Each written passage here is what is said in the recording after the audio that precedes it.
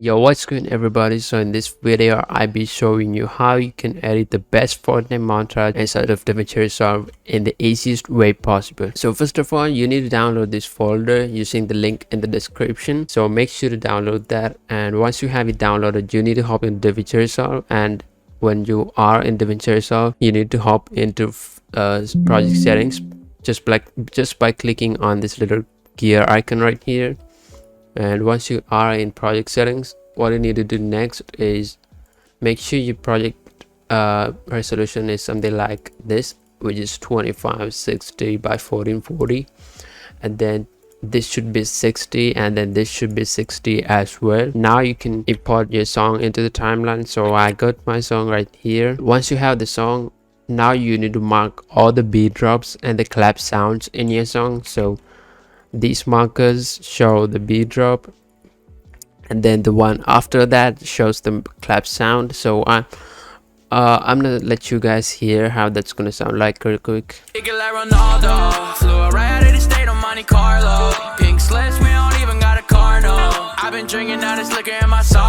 Those are the best beat drops for the best flow. So once you have them marked, now you need to import your first clip into the timeline. So this will be my first clip. Now you need to find where the palettes are in this clip.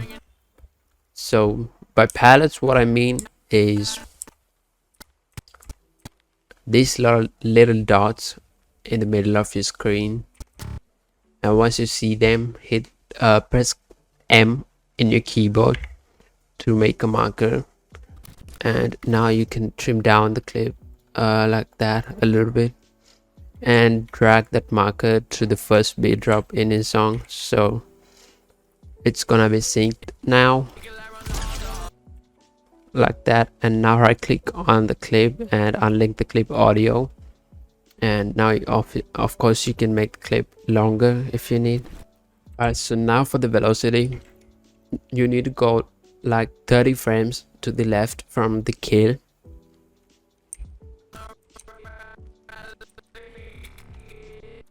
Like that. And also you can use the arrow keys in your keyboard to go like that. And now split the clip on there. Press Ctrl B for splitting. And by the way, this should be selected when you do that. And now right click on the second part and make a new compound clip like that. And now open that in Fusion page like that. And now go into this folder and add this first velocity.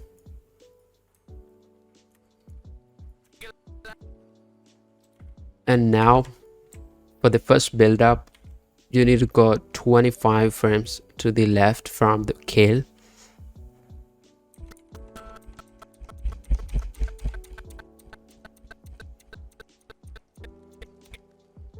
And add an adjustment clip starting from there, just like that. And also you can trim down the other part, which we're not gonna need. And now open this in Fusion page and add the first build up. Connect the nodes like that. Now for the first impact, add another adjustment clip like that. And also you can trim down this one as well. Now open this part in the Fusion page and add the first impact. Alright, so now we're done with the first clip, and now what we have to do is add the sound effects for this clip. So with that, I have included some sound effects inside the folder, presets folder. So from these, what I would be using for this clip is gonna be these two, which are this pass sound and the bass swoosh. So for this pass, let's keep this ahead just for now. So for this pass, you need to make that synced up with the scale. So it's gonna be, it should sound like it should look like this when you are synced up to the clip. And now also you can trim down the clip audio as well, like that. Now for the bass swoosh, just line that up somewhere like this, something similar to this one. Alright, so now you can go into here and see if the sound level is good for you. If it doesn't fit you, you can adjust it to whatever the number you need. I'm gonna just go for something like this. That would sound pretty good. Alright, so this would be my second clip, and now what I'm gonna do is syncing this clip just like the previous one. Just find the palettes and drag them to the beat drop like that, and unlink the clip audio and trim it down like this. Alright, so for this clip I'm gonna be using the 15 frames velocity.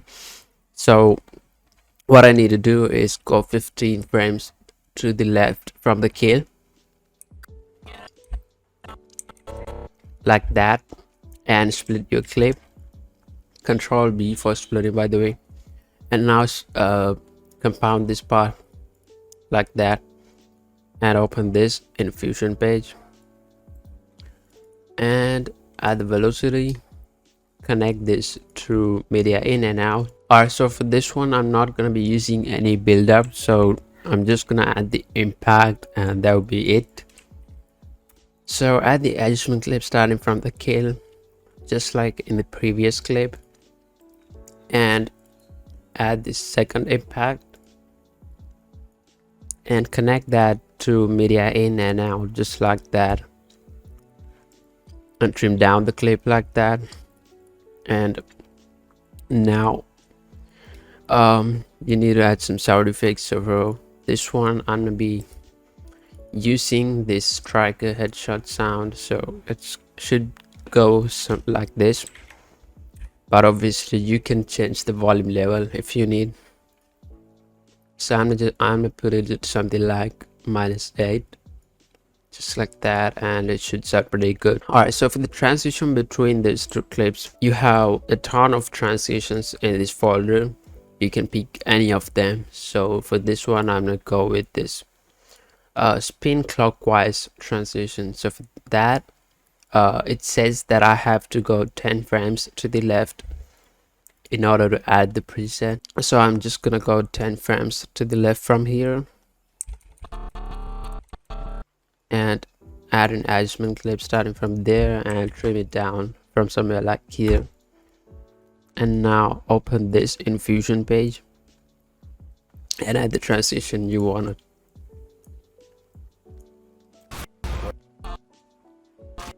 Alright, so that looks pretty good, and now I'm gonna move on to the third clip. Alright guys, so this is gonna be my third clip, and the first thing I'm gonna do with it is gonna be syncing that up to the song that I'm using. So here are the palettes. I'm gonna make a marker on there, and then I'm gonna drag that marker to the beat drop in my song. So now it's perfectly synced, and now I'm gonna unlink the audio, and then I'm gonna trim it down like this. And now for this one I'm gonna be using the 23 frames velocity, so I have to go 23 frames to the left from the kill, like that, and split the clip and make a new compound clip and open that in Fusion page and add this velocity which says 23 at the end. Alright, so now we got the velocity, and now we have to add the impact. So for that, add an adjustment clip like that and open that in Fusion page and add the third impact, and now connect these nodes just like this. Now we can trim down this one.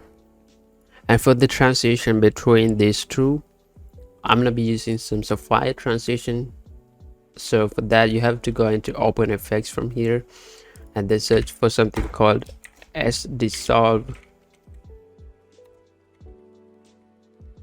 Luma, and now drag it onto here and make it 30 frames longer. just like that. And for the sound effects of this clip, since this one is a past clip, I'm gonna duplicate this past sound from the first clip, so it should actually go on here. Alright, now make a marker on here on where you have it synced to the first clip, and also on this one as well. And now I'm gonna duplicate that. So for duplicating, you just have to press Control. You just have to drag your clip while holding Alt in your keyboard. So I got it duplicated and it looks like this. Now I have it synced to the third clip. Alright guys, so for the last clip, I'm just gonna be using this clip. So with that one, you just have to sync that up, just like every other clip.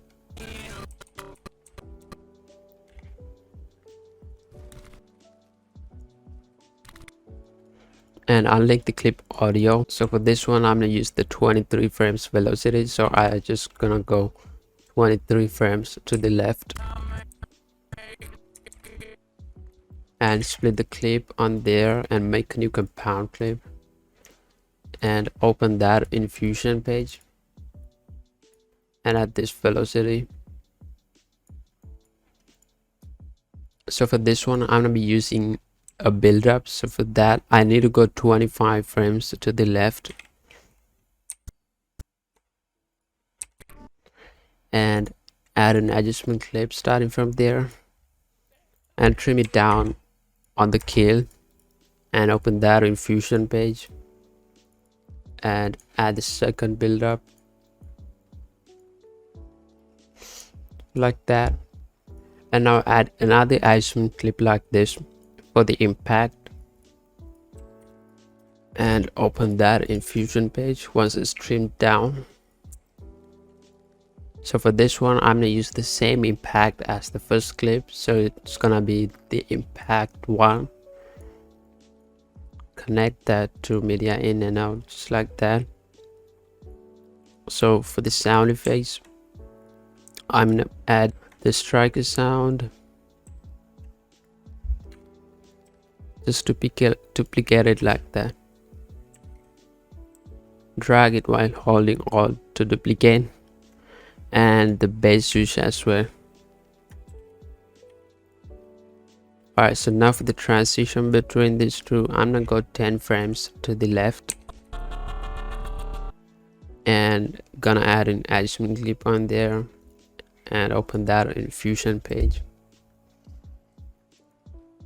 and add this. I'm gonna add this one. You can add whatever you want from here, so it's up to you. All right, you got the transition.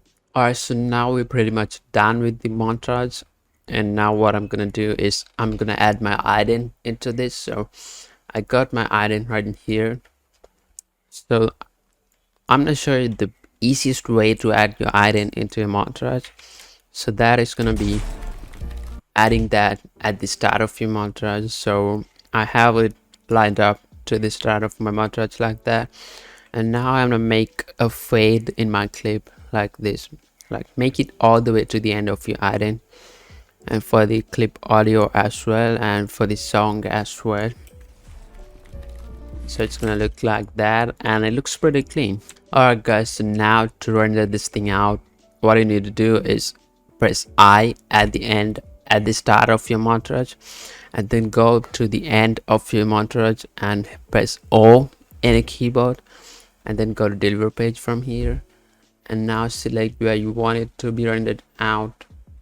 So you can select wherever you want, and then give it a name, and then you can copy my settings from here. So this would be the settings, and also turn off the proxy mode if you are using that, and if you don't, just don't care about that. Now press add render queue, and then from here you need to press render 1 once again. Alright guys, so once you have it rendered out, what you need to do now is open DaVinci Resolve again and make a new project and go to edit page, and then go to project settings and just change the settings to what I'm changing right now. This should be 60, this one should be 60 as well, and this should be 2560 by 1440, and then press save. And now go to your desktop and drag in this montage which you just rendered out from the previous project, and now you need to hop into Fusion page directly, and from this folder you need to head into CC and then drag in this highlight CC, which will give you the nice color correction in a montage. Now you can go to the deliver page once again and copy my settings and select where you want it to be rendered out, and press add render queue and then render all once again, and that will be it. Alright guys, so that's how you can edit Fortnite montage inside of DaVinci Resolve, and that's pretty much the easiest and simplest way possible. So if you enjoyed this video, make sure to give it a thumbs up, and I'm gonna catch you in my next video. Peace out.